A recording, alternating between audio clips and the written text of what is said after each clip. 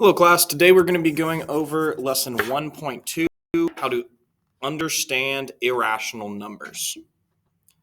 All right, so let's start with our definitions for today. So our first definition is that of an irrational number. So an irrational number is the opposite of a rational number. It's a non-rational number, meaning it cannot be expressed or written as a fraction of two integers.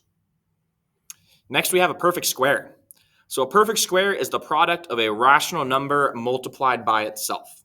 For example, 5 times 5 would be equal to 25. Remember, this is 5 times itself. That's what makes it a perfect square.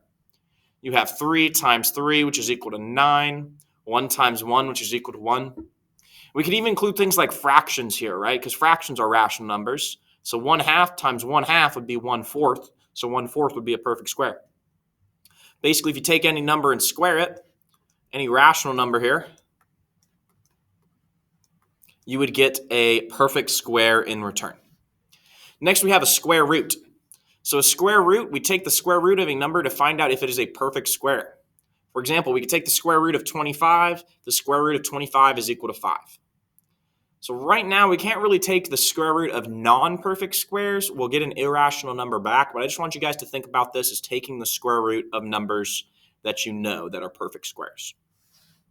Okay, so starting for our goal today we are going to learn how to classify whether or not a number is rational.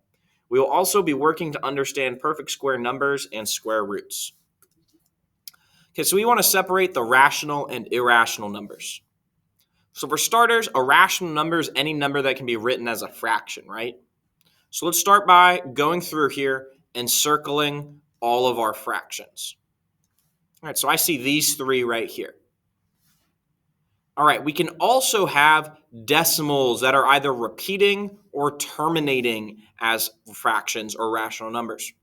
Remember yesterday we learned how to convert 0.555 into a rational number or into a fraction. So this right here is absolutely a rational number because it is one number repeating. So let me just keep circling these in red here so that we will have all of our rational numbers in red. All right, so how about this one down here, 0.21, 222, 32, 425, and it kind of keeps going on with other numbers here? I would say that this is not a rational number, right? Because it does not have repeating decimal places. That is a non-terminating, non-repeating decimal. Same with pi, right? Pi is represented by 3.1415 and so on and so forth forever. Pi never stops, and that's one of the most famous irrational numbers. Next, we have negative 15. Well, negative 15 is an integer, and all integers can be written as a fraction, so that one indeed is a rational number. Next, 0.25 here. Again, we could write that as a fraction there. That could be 1/4. All right, coming down to this decimal here, we have 0.12345. Looks like we got a pattern, right? 1, 2, 3, 4, 5, 6, 7, 8, 9, 10, 11, 12. Maybe that's what it does.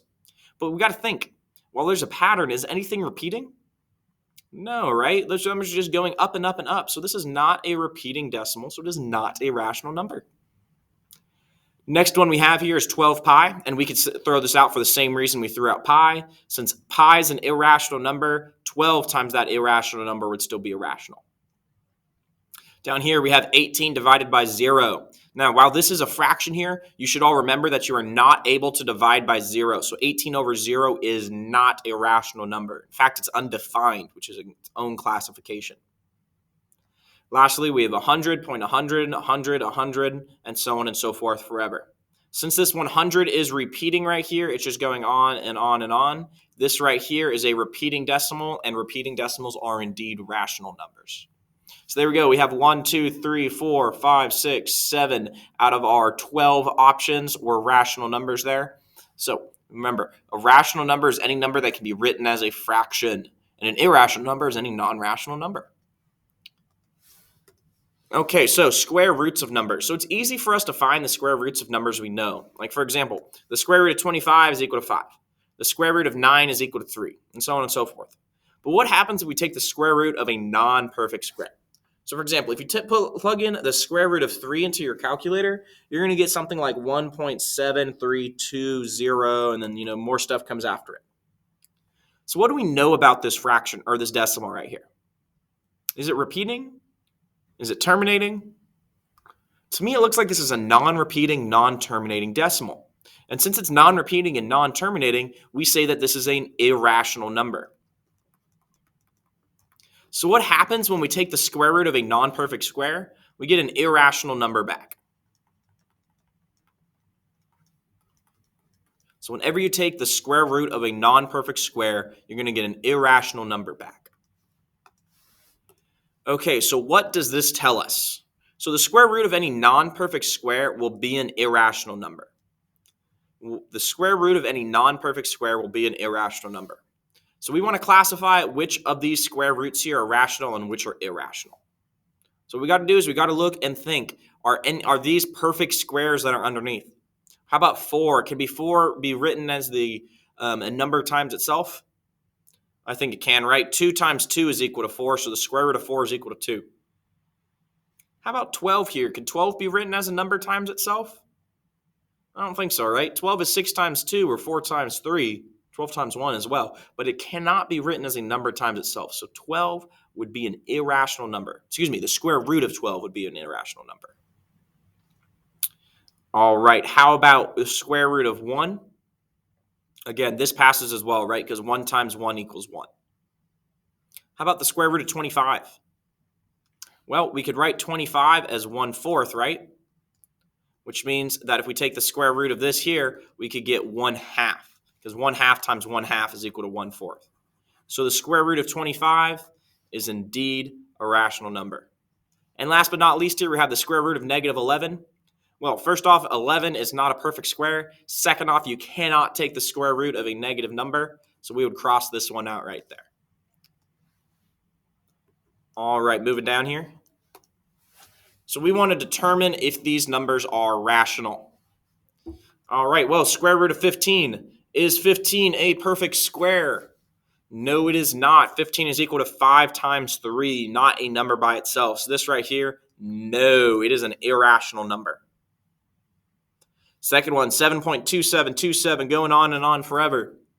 Well, since this right here is a repeating decimal, yes, this one will indeed be a perfect square because the decimal place repeats.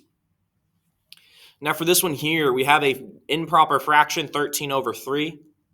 So unless you know the answer to this one already, it might help to simplify. 3 goes into 13 3 times, so we would get 4 times, excuse me. We get 4, and then 13 minus 12 is 1, so we get 4 1/3. Well, actually, hold up a second. I'm doing this way harder than I have to. Is it a fraction? Yes. If it's a fraction, then yes, it's a rational number. I was going to break it down and show that the 3 repeated, but obviously it would here. We got a fraction. So yes, 13/3 is a rational number because it is a fraction. All right, so in conclusion today, we learned about square roots, and finally we talked about irrational numbers versus rational numbers. So make sure you guys are writing a conclusion for this, 2 complete sentences about what you guys learned. I will see you all in class tomorrow. Make sure to bring your questions. Bye, all. I will see you then.